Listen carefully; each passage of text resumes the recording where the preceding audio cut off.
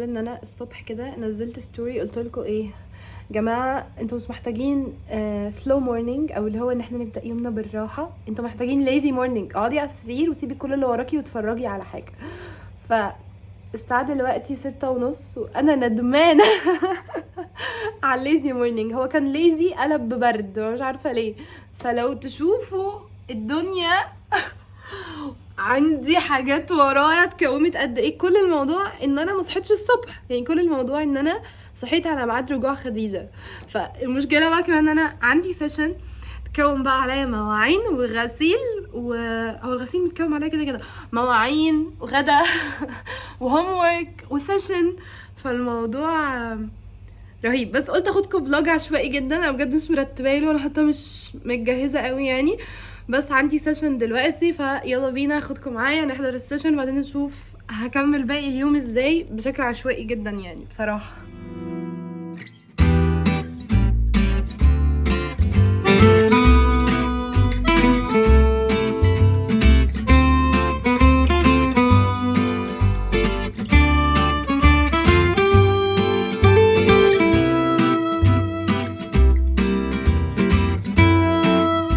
طبعا واكيد انا مش بكون عشوائيه خالص في السيشن. السيشن اوريدي انا مجهزه لها وده بيبقى برايورتي يعني بالنسبه لي، ان انا لازم السيشن تكون جاهزه، عارفه هدي ايه، مجهزه البروجرام بتاعت البنت اللي في السيشن عشان يعني مش هنريسك بيها. فكده كده اوريدي انا السيشن متجهزه يعني الحمد لله. فدلوقتي بقى هجهز الميتينجز وابعته لها ونبدا مع بعض.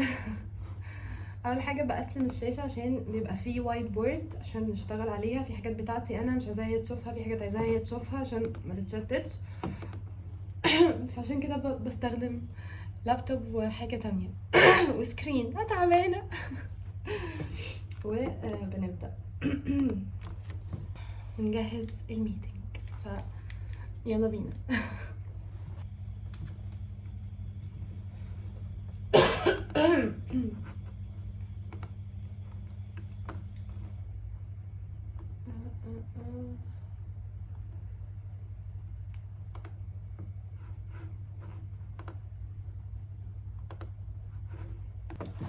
دلوقتي انا تمام مستنيه الكلاينت. عامه موضوع السيشن النهارده هيكون عن السيلف كونفيدنس. مش بس كده، انا قريب هعمل لكم ورك شوب عن السيلف كونفيدنس، بتتكلم بس عن السيلف كونفيدنس، تدريبات على ان احنا نعلي الثقه بالنفس. الثقه بالنفس تيجي منين، كل الحاجات دي. فالنهارده الورك شوب او السيشن زي اخده بروجرام يعني كذا سيشن related number one بال self confidence. فانتوا كمان لو عاوزين تشتركوا في الوركشوب او تتابعوا السيشنز او البروجرامز او اي حاجه، هتلاقوا الانستجرام الخاص بكل حاجات الكوتشنج تحت اسمه لايف تشينجينج كوفي. فما تترددوش تروحوا وتشتركوا فيه، وكمان هنزل نصايح عليه الفتره الجايه، وكمان تقدروا تحجزوا من المسجات بتاعته. فحبيت اقول لكم واشوفكم بعد السيشن. باي. ايه اللي حصل؟ مش اجيب حاجه ممكن تغطي رقبتي بالطرحه؟ انت ممكن نعمل activities بالجلو. احنا هنعمل هوم ورك ان شاء الله، اتمنى نعمل الهوم ورك. ممكن تجيبي لي المشروب اللي بابي جايبه لي ده؟ انا جبته. اللي انت جبتيه لي. الله، بصوا بقى بما اني عيانه بحب المشروب ده قوي. هو انت فتحتيه؟ بحب المشروب ده قوي، بحس ان هو بيفوقني، مش عارفه ده برانك. هقطعك ممكن نجربه كده. دلوقتي نعمل الهوم ورك بعدين اشوف بقى. عندي كوارث بره الباب ده، فنخلص الاخت الاول. في اللحظه دي حسيت ان الدنيا بجد مقلوبه قوي على دماغي، وكان لازم اخد هدنه لطيفه وامسك صاحبتي حبيبتي الورقه والقلم. مهم قوي لما يبقى عندك حاجات كتير ورغم كده انتي مثلا تعبانه او في حاجه، عشان تحافظي على نفسك من الاحتراق النفسي لازم يكون عندك اولويات. ترتبي الحاجات اللي عندك دلوقتي باولوياتها، بحيث ان لو طاقتك ما كفتش تبقي خلصتي اهم الحاجات اللي موجوده. وانا كان على اولوياتي طبعا انا اخلص كل وقتي مع خديجة لحد ما تنام، بعد كده اشوف بقى انا عايزه اعمل ايه تاني اولوية وتالت اولوية وهكذا. فمهم جدا يا جماعة ان انتوا كل يوم تبقوا عارفين اولوياتكم ايه في اليوم، لان احنا مش هنقدر نعمل كل حاجة في الحياة. عشان كده رتبيها عشان ما تضيعيش وقت في حاجة تحسي ان هي ما كانتش اولوية.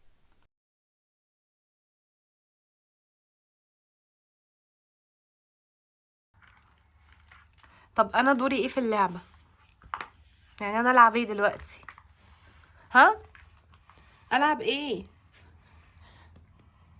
العب ايه؟ بس ده يكون صح. طب ما انا بلعب بده، انا عايزه بس عشان بلعب بده. عايزة جيبي واحدة تانية. ما كل ما اجيب حاجه بتاخديها مني. أو بتجيبي الكولر. لا اله الا الله. جيبي الكولر التاني. ماشي خلاص انا هلعب بده، جميل قوي وبصي بيدوس. طب ماشي. بقول لك انا هلعب بيه. أنا لا اله الا الله. طب ما انتي مش عايزاني اقوم اعمل الاكل ولا عايزاني العب بحاجه، امال عايزه ايه؟ لعبي بيه. اصلا ده لونه جميل الله. مش هستناها وهفتح كده بودكاست ليا بصراحه.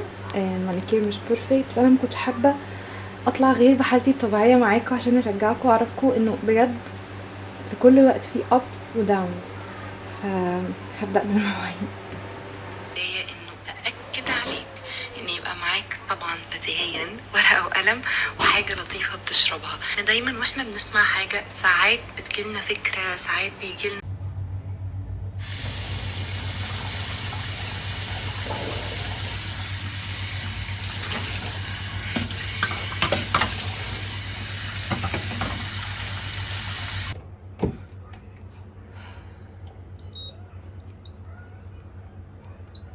قولي اطل عليكم في الضلمه دي شويه.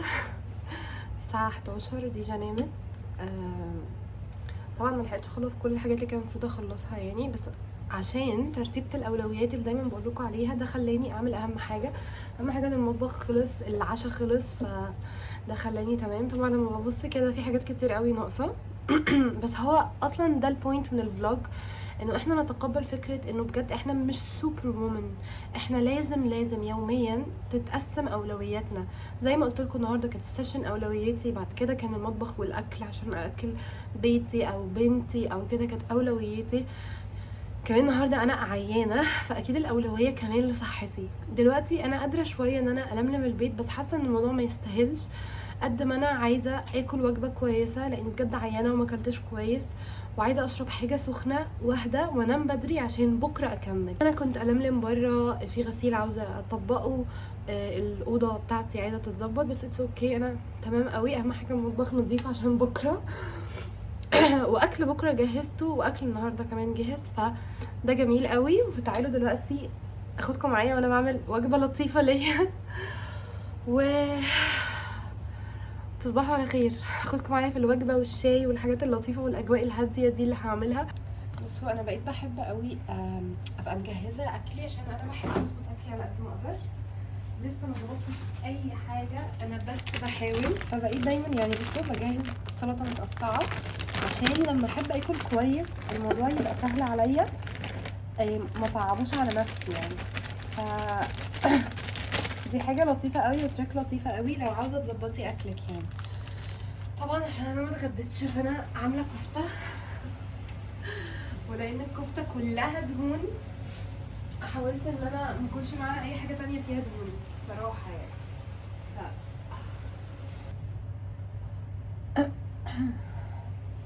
انا ما اكلتش حاجه فانا عايزه اكل.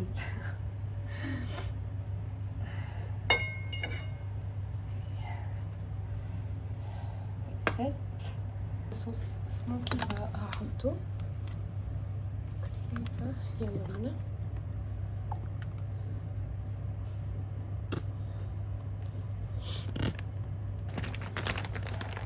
انتوا عارفين في براندز بتبيعوا كده متجهز بس ب50 جنيه، فقلت لا عليا من ده بايه هعمله انا.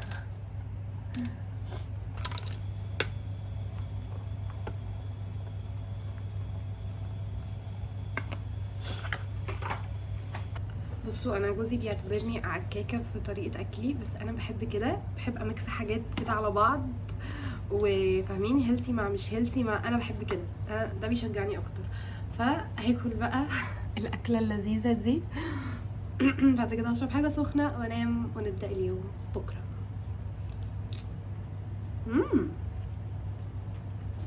والله تحفه